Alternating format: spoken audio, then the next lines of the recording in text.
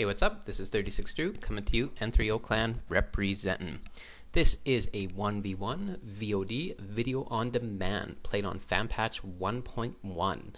As you all are aware, Age Sanctuary has been down for quite some time, so there hasn't been a great number of recordings that have been available for players to watch, and other discussion forums seems to have been quite a bit quiet as a result, and actually even online on ESO things have been a little bit quieter than normal, likely in due part to the fact that Age Sanctuary has been offline for so long.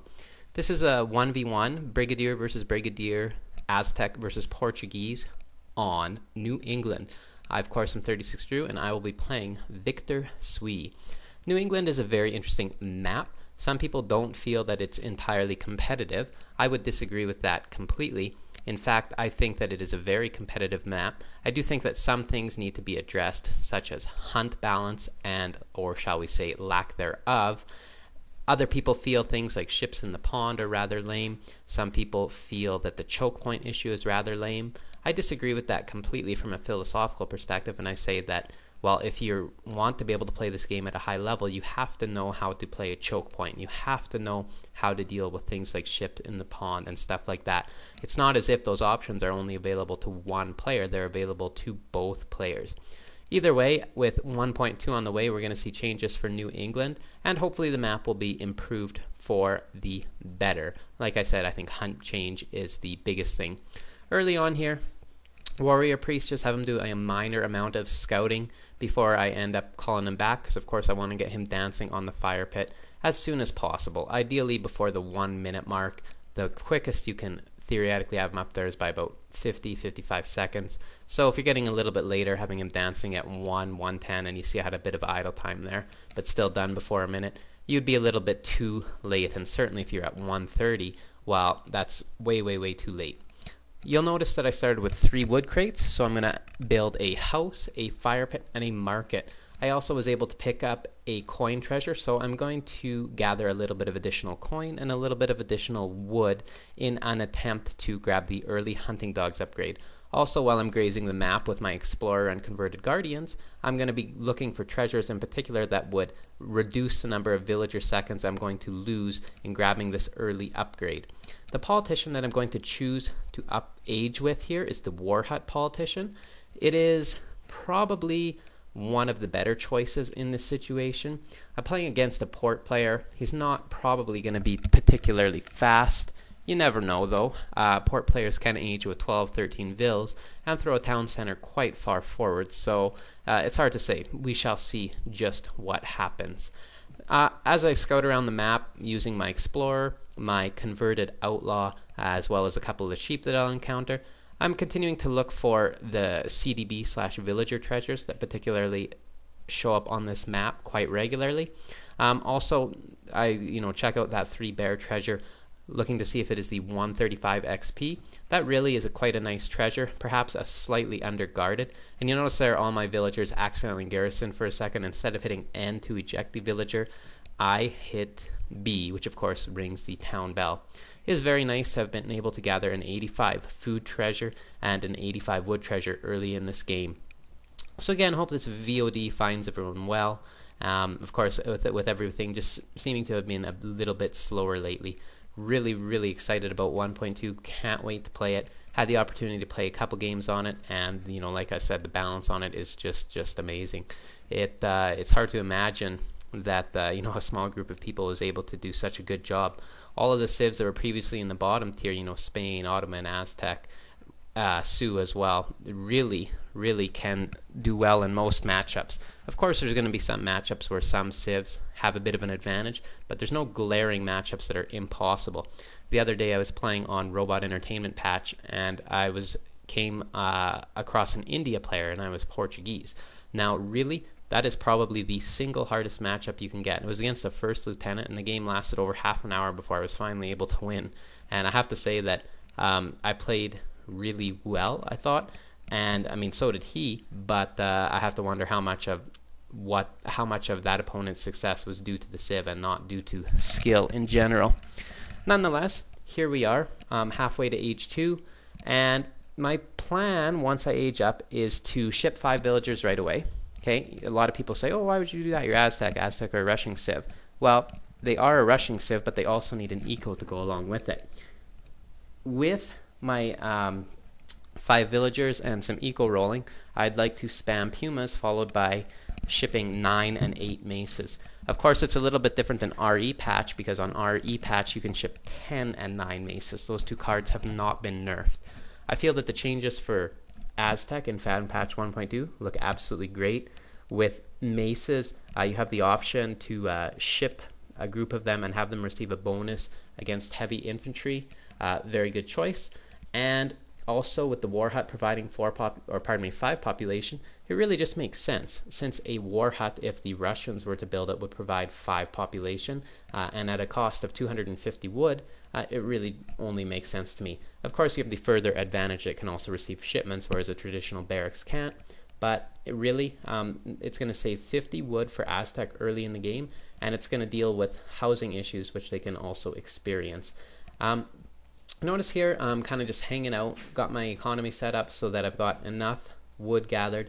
There I scout Vic's forward town center, and really, that ends up being about as far into his base as I'm going to end up having to go. At one point, he's going to push me all the way back to my town center, but I'm going to just kind of take the sporting Lisbon philosophy and just sort of keep it cool, not really try to panic under pressure, even though I end up misclicking my pumas and they end up walking backwards for quite some distance. However, you'll have to just watch the VOD a little bit longer and wait and see what happens.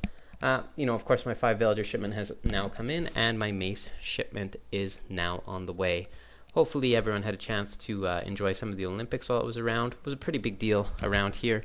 Basically, if you flip to any of the channels on television, it was Olympics this, Olympics that, Olympics this, Olympics that. And actually, here you have my early pumas proving to be quite useful. Also going to cancel a villager and do some big button teching for 3 Jaguar Prowls. I think about what they're called for a second. It's so rare that I play Aztec. But I used to play them a lot back on the day when I played a little bit more on Robot Entertainment patch. And of course they're a little bit stronger, a little bit lamer because they're a little bit better versus heavy infantry. And with Skull Knights, you can train, or not, pardon me, not Skull Knights. With Warrior Priests, you can train many more of them in Age 2. Of course, you can go up all the way to the 10 limit, whereas you cannot do that in the fan patch, which I fully agree with, because having 10 warrior priests dancing on the attack dance or XP dance or whatever you want to do in the age is really, really just too much. It's too strong. So there you see my nice little mass, and it convenient works out that mace with Puma and an Explorer factored into the Puma group is really just like Expo Pike. So it makes control groups really simple. Put my mace in control 1, my Explorer and my Puma in control 2. By the way, little tip with Aztec, throw your Explorer in cover mode. If you didn't already know, he's really just sucks at fighting, to be honest. He's not very good at all. If you put him into cover mode, he's able to soak up double the damage. His XP bounty bonus is going to be able to, hang around for that much longer, so you can have more shipments steamrolling in. And, he'll just be something else that your opponent will be forced to focus fire on, and it's just one more thing you can do to help get the advantage. And there I'm able to catch Vic. He was obviously busy macroing somewhere else in his economy, and that feels real nice that I'm going to be able to kill 4 Vills early. However, he does get us some pretty good positioning. He does have Minutemen that are popping out. One of the nice things in this situation is Minutemen had that bonus removed, the Puma Spearman had the bonus removed as the Siege Trooper. Again, really smart decision. In here, their attack and HP and everything else was slightly nerfed. Their Vic's got a premium timing for his 8 Expo shipment to pop out too. So the Pumas aren't going to fall as quickly to Minutemen as they would have in the past. Of course, every other unit's going to as well. Not that many units still continue to hold the Siege Trooper tag. Just things like Grenadiers, of course, and your typical pikeman type unit. Your normal heavy infantry type units do not. And forcing Vic to call those Minutemen is nice, because then I know if I return later, he is not going to have the opportunity to call those Minutemen. And you notice with my microing there, basically we have him going Muscus versus me going Expo Pike, or in this case Mace Puma. And really, I'm just trying to have my Puma remain tasked on his Cav. You'll notice one thing here, I spend a lot of time looking at the fight, and I'm not busy managing idle villagers or things like that. So, and really, once you get to a higher level, you have to do that, because if you don't look, you'll end up missing something really important, like a large group of cavalry that has come flanking around to attack your ranged infantry, or whatever else you got kicking around, artillery or something like that. You'll notice that I sent the 3 TP card. Absolutely awesome card to send. Real convenient location coming to that forward war hut. I'd have to be lying if I said that that was intentional. It just happened to really pop out there. And I'm going to decide to cancel my group of maces in a second here, so that I can use those resources to research Stagecoach. Of course, each of those trading posts is going to be worth 2.5 villagers or so once they're upgraded. And to Aztec, which don't have a real good economy, that boost is essential. I could have also, brought my Explorer down to the end and built a 4th trading post, but you know what? He just wasn't really available. He had been killed in an earlier fight. One of the things about RE patch, with trading posts costing 200 wood, it's just a little bit too abusable.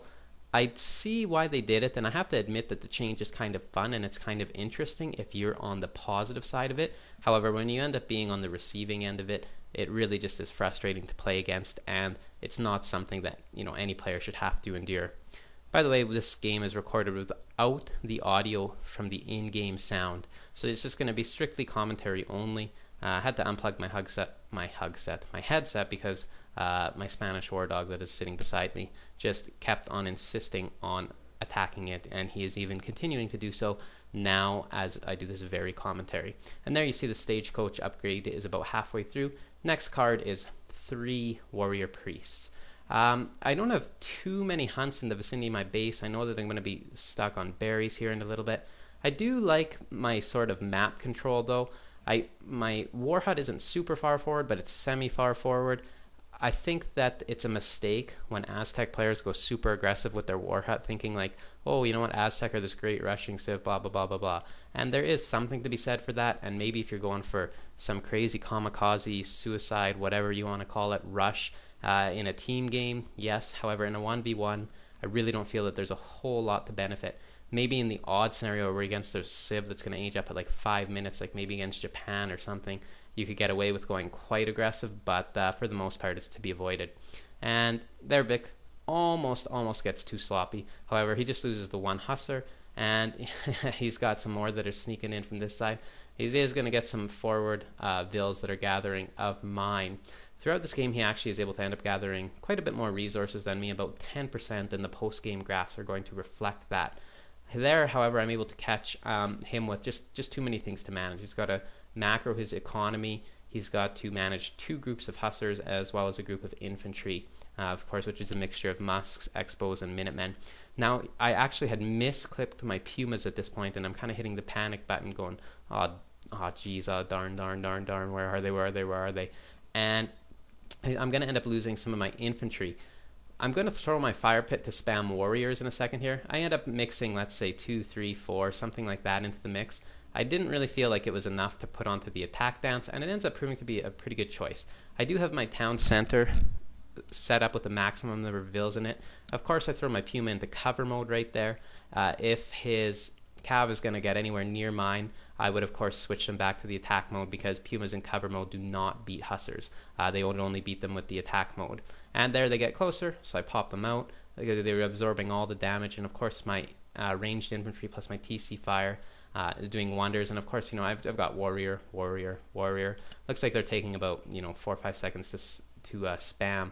And you notice there, I had 19 vills in my TC, so I popped them all out, and then I just quickly tried to re-garrison 10 of them there. And like I said, in a situation like this, you got to pay all the attention to the fight that's going on. You really shouldn't be looking around the other map trying to bring in herds or look for treasures or anything useless like that. Conveniently, in this fight, he decided to walk past my town center. I don't know if that was the best choice on his behalf or not. Hard to say. Had he microed a little bit better, maybe it would have been the right choice, but I guess he didn't. So in the end, who knows? I still have the map control, which is nice after winning that fight. And really, this is an advantage I've got. However, you know, I've played enough games versus Vic to know that you have to be really cautious of assuming that your advantage is too meaningful. I'm recalling a Spain mirror we played on the fan patch a couple of weeks ago, and he made a couple mistakes, and so I kind of got confident and carried away and so forth, thinking that it would just be easy for me to win the game. However, I ended up losing the game before all was said and done, thanks to some micro of cannons. Now, you notice where I placed that war hut, kind of in an unusual location. I could have gone a little bit farther forward and placing it closer to my own so that they could both fire and both provide pathing issues for his units. However, I don't. Continuing to stick this out in H2, I am aware of the big button text as we are close to the 15-minute mark of the game, which is when they start to break even for the most part. I'm thinking, I can use the house or the war hut and, you know, either get a big old shipment of Puma Spearmen or of maces. However, I'm not in the situation where I have a ton of gold to spare and I do want to use it to spam units. I am thinking to myself, though, if I get pushed back to my TC, then an option would be to push either one of those buttons. Of course, the longer you can wait, the more return on investment you get. And actually, if you notice that mine, it's just sort of to the northeast location of my one trading post there. It took me for a while to really notice it, and there I finally go to get my explorer back. It's placed in an unusual location underneath a cliff, which makes it very difficult to see and very difficult to gather from. By the way, just getting back to the whole thing about VODs and VOD business and all that, and also these manors, these houses that are being built here are being built strategically that far out to provide line of sight on incoming hussar raids and, you know, other information that might be important to me. So yeah, getting back to the VOD business, of course, haven't been doing nearly as much lately. Just simply too busy. I think that represents a lot of players in the community right now. Just end up being busy. It's a busy time of year with all the university students and everything else. And as we all know, everything tends to pick up in the summer months. It'll be interesting to see what Robot Entertainment's working on right now. I would tend to say that they're working on Age of Empires 4. Tough to say for sure, but that's just my thoughts. Here, trying to manage the chaos. I've got my, you see that 60 plus, 60 plus, 60 plus, 60 plus. That was real nice. Managed to end up out-microing Vic there, and his hussars engaged my pumas, which have a group of coyotes mixed in. Haven't trained any coyotes yet, and I really wasn't planning on in this match, simply because I just really felt like I would go for mace, puma, and you know, to rely on that. And here I am at the point where I'm going dual war hut spam. Really like that. Schooners, I ended up playing quite late in this game, and really Schooners is a card that you can play almost at any point in the game, and it's almost always worthwhile. What I think it is not worthwhile with most civs is to play it early on in the game, and I might kind of be against the grain in that, but let's say maybe playing as Portuguese is the exception. You still might want to play it as your first card, perhaps as Ottoman, but as any other civs that have Schooners, yeah, I don't really think that it's the best card to play first in the game. So here he's going to continue to try to run around, get his cavalry tasked on my ranged infantry. Got a nice little piece of natural stone barrier that's causing his cavalry to run all the way around, and they have to run all the way around again. That's one of the things where the AI can be a little bit frustrating, and he's going to see if he can go sneak in the back door and do some raiding. Since I know I have pumas that are going to pop out of 2 war huts, I'm going to task them over there so that he doesn't end up getting too many vills. Right there they go. One's group's going to go there, and one group's going to come back and join my group at the forward town center. This VOD is getting pretty close to a wrap up here. I've got a bit of an advantage military wise. Economy, I have enough of economy rolling that I got a pretty good spam. Also starting to boom on the sea, and really Vic there is GG. Good game. Thanks for playing, Vic. Always a good sport. Always say GG. Never flames. Never does anything inappropriate like that. I'd like to thank you all for watching. Constructive criticism, feedback, discussion, all of those sorts of things is always encouraged. I love to hear from everybody. Always get comments and messages sent to me online. People, always asking, hey, how is your health doing? Everything, yeah, and it's all doing good. And I'd like to thank all those people for asking. Like I said before, thank you for watching too. Take care, everybody. Keep on playing RE and FP. Bye, everyone.